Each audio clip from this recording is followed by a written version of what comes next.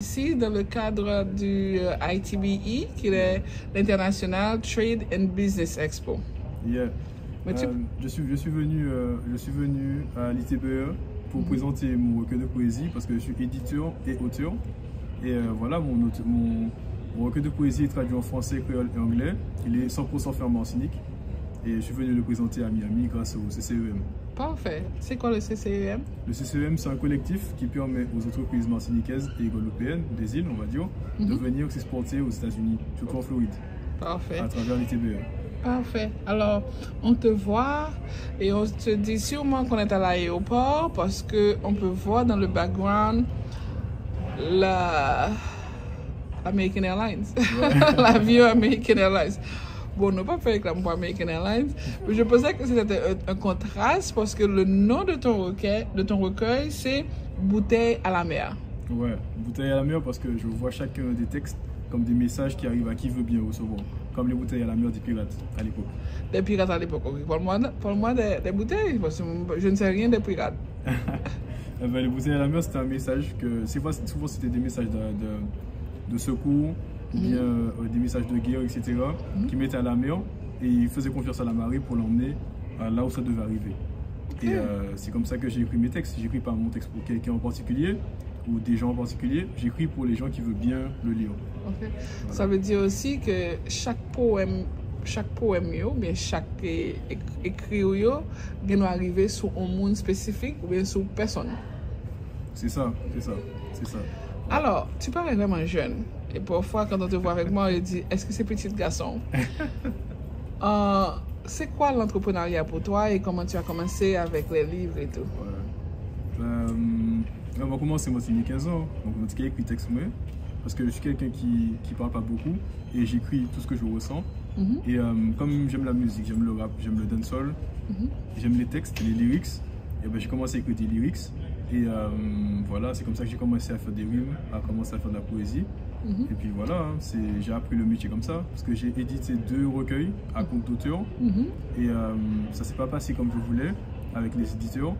J'ai décidé de monter ma maison d'édition pour sortir mes livres. C'est pas vrai livre. Ouais. À 15 ans, tu écris, mais tu n'es pas encore entrepreneur ni homme d'affaires. Tu es un gamin qui écrit, qui s'exprime. C'est clair. Et tu as continué.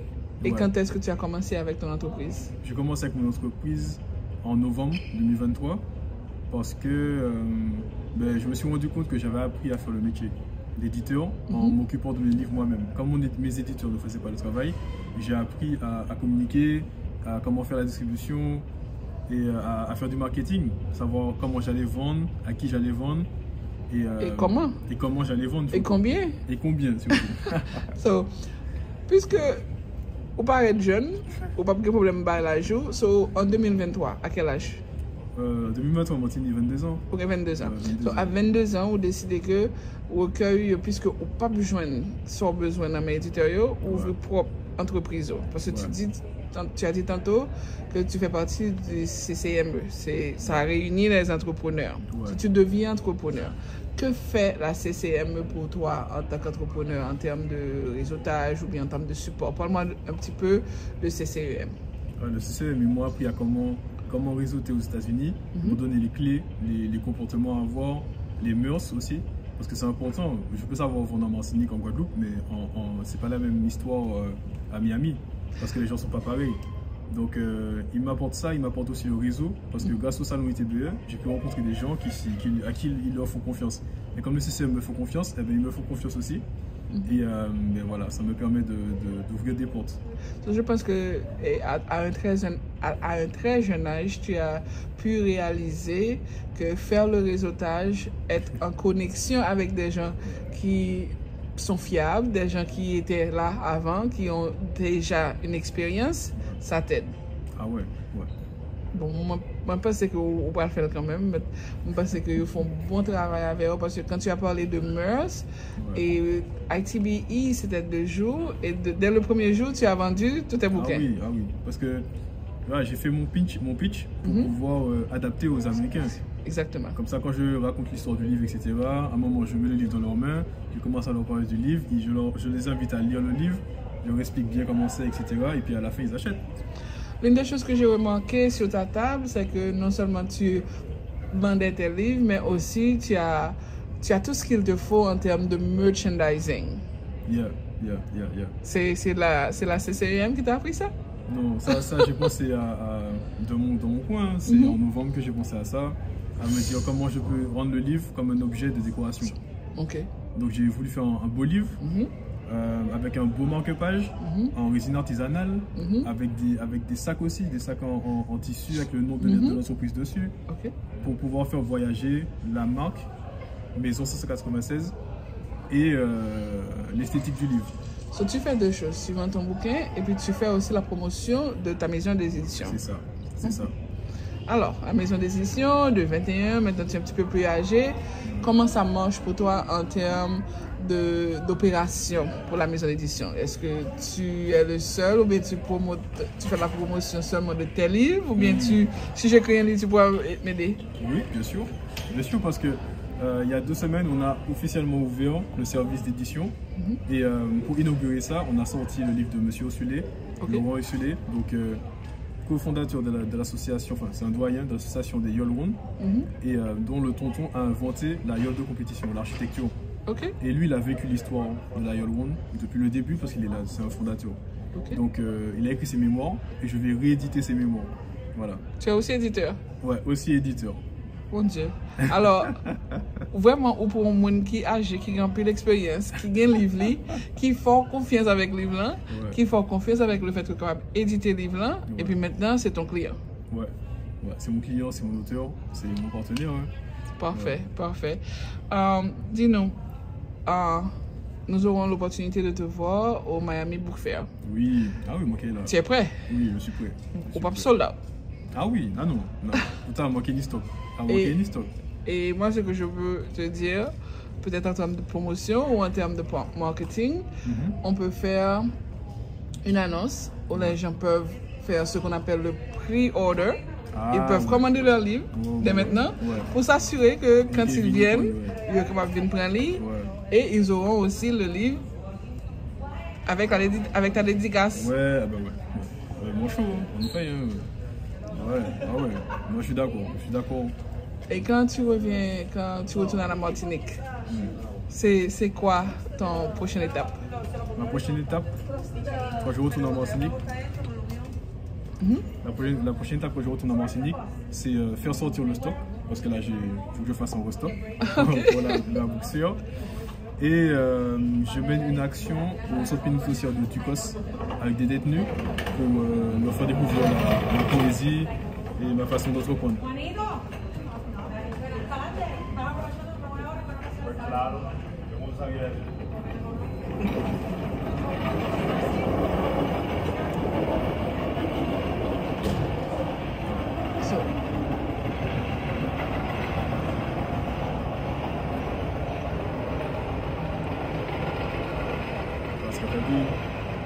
Le travail devient plus dur. C'est là où on fait le cut et reprend. Ouais. Et quel message as-tu pour les jeunes entrepreneurs qui ne veulent pas commencer à 15 ans, mais qui commencent un petit peu plus tard, mais qui devraient faire des pas de plus grands pas? J'aurais dit qu'il faut s'entourer des bonnes personnes, mais tout le monde dit ça. Mais j'aurais dit plutôt d'écouter tous les conseils, parce qu'on ne sait pas qui est une bonne personne au final. Parce que quand on écoute tous les conseils, ça peut devenir n'importe où. Soit dans la rue, des gens qu'on connaît, des gens qu'on ne connaît pas. Quand la personne prend le temps de nous parler, parce que la personne, même si elle ne dit pas ça d'une forme qu'on va comprendre tout de suite, mais c'est toujours bienveillant. Si la personne vient te dire quelque chose, c'est qu'il y a force. Même si c'est négatif, tu vas prendre ça négatif, mais c'est un truc bienveillant parce que lui, il a vu quelque chose pour toi, parce que c'est quelqu'un qui est plus âgé, qui a déjà plus d'expérience. Même si tu vas prendre en compte le truc, même si tu ne vas pas mettre ça en application, mais tu as quand même gardé ça parce que voilà, c'est la moindre des choses. Pour moi, c'est le respect aussi. Donc, j'adore ce que tu viens de dire parce que ça me rappelle d'un truc que ma mère dit toujours. Ne t'inquiète pas du messager. Ouais. C'est le message. C'est comme tu prends le message. Ah ouais, c'est ça. C'est ça. Ça sont très bons conseils. Il y a des conseils que j'applique aujourd'hui. J'ai eu ça de la station essence, ou bien que j'ai eu ça de mes parents, que c'est de mes cousins, que c'est mes beaux-frères, que c'est enfin, Ouais, que c'est... Ça vient de peu partout. Ça vient de partout, que ce soit le CCVM, que ce soit toi, que ce soit...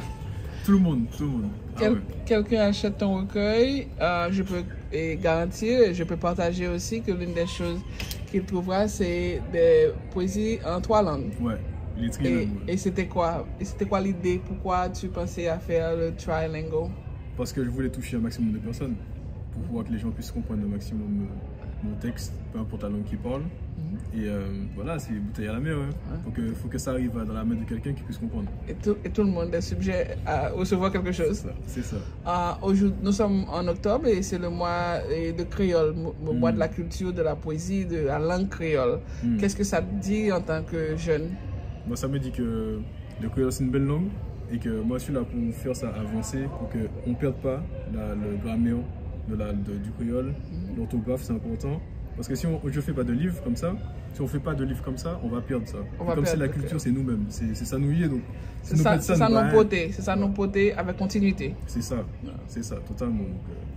J'ai hâte de te faire rencontrer quelqu'un ou quelques personnes de l'Académie et du créole en Haïti. Et peut-être bien t'emmener en Haïti. Qu'est-ce que tu penses? Pourquoi pas? Vous êtes ouvert. Soyez au rendez-vous le mois prochain, en novembre, au Miami Book Fair, où vous aurez l'opportunité non seulement de rencontrer M. Axel, mais aussi de faire l'achat d'un livre. Moi, j'ai déjà mon livre et j'ai déjà mes 2 poèmes que j'aime bien. Là, si tu me permets, j'aimerais bien que tu le lises aux auditeurs. Ok. C'est le poème 29. 29. Ils ne me voient pas venir, diront que j'ai truqué mes matchs. Je me sens comme Saladin qui s'apprête à signer chez Hatch. Très bien. Tu sais, cette pensée-là résonne avec ce que je fais et ma vie.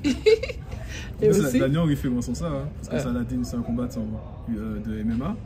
Et lui, quand il a commencé, c'est un gars qui est doué. Il est doué, franchement, il est vraiment doué, tout ça. Mais quand il a commencé, les gens ne misaient pas trop sur lui. Comme c'est un gars qui vient de la banlieue, tout ça. Et quand il a signé chez H, c'est son coach, son head coach. Et ouais, il le voyait pas venir. Et pourtant, c'est double champion. C'est lui qui est le champion. Tu veux lire en créole aussi? Et puis ensuite, mon prochain. Il n'y a pas qu'à voir, moi, Vini. Qui dit mon pipe et match. Moi, qui a senti comme Saladin qui paraît pour signer Kai Hatch. On vient d'apprendre l'histoire de Hatch. Comme je vous le dis souvent, ou pas jamais connaître côté message absorti, ou pas jamais connaître qui sont pas l'apprendre, et vraiment, regardez, nous fait qu'apprendre nos jeunes. Et mon prochain. Dieu veut faire germer en moi, malgré mes défauts, je garde la foi, même à 0. Ça a beaucoup résonné. Il faut garder la foi même à 0. Mais c'est ça. Et je pense que c'est même pas religieux, c'est spirituel. C'est spirituel, ouais. Ah oui. Parce que, de toute façon, dans le bas, il faut dire ça, franchement. En créole, c'est bon Dieu qui a fait jardin à moi, malgré des faux mains, mon pas capable de la foi, même les mots aux abois. Parfait. Que puis-je te dire sinon merci. Merci de me faire une belle dédicace pour ce livre. Merci d'être un jeune qui comprend ce que l'avenir est pour non seulement notre communauté,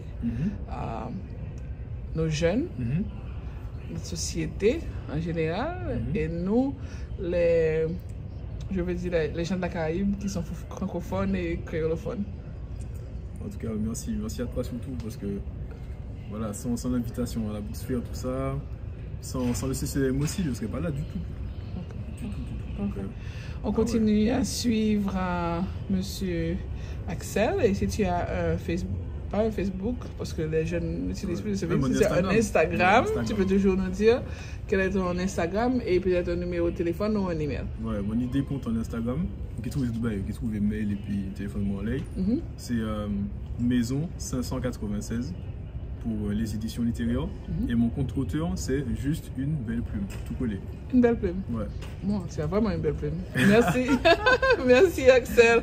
Merci. Nous étions au ITBE et c'était une belle interview avec Axel.